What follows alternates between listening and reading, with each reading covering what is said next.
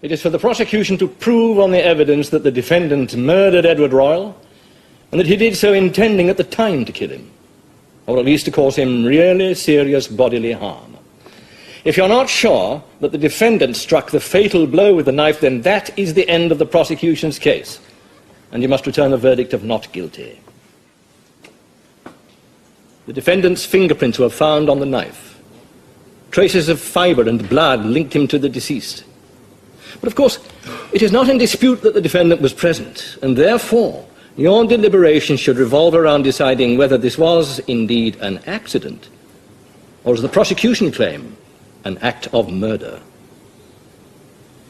You may think from all you've heard, particularly from the defendant's mother, that the defendant was in fact desperate to escape from his mother's home.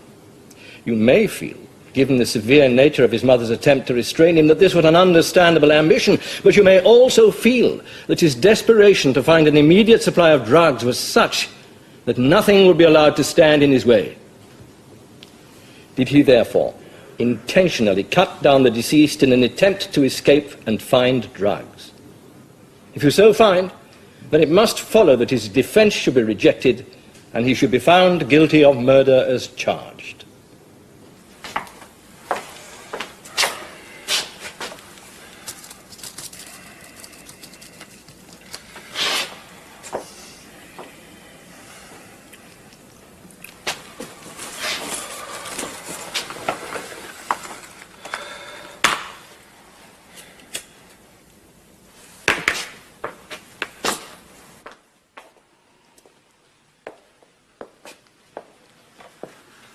Doc, they're going back in, love.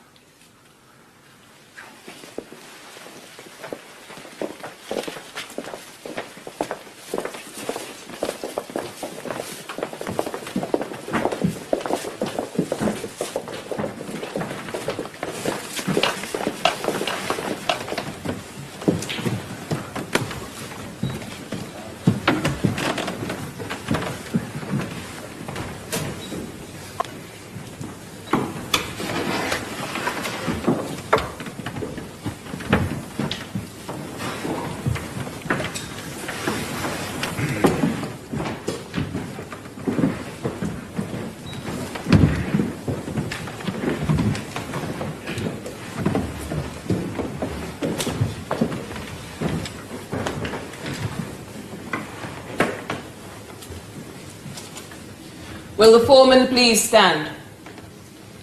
Please answer the following question either yes or no. Have you reached a verdict on which you are all agreed? Yes. Do you find the defendant, Nicholas Charles Cotton, guilty or not guilty of murder? Not guilty.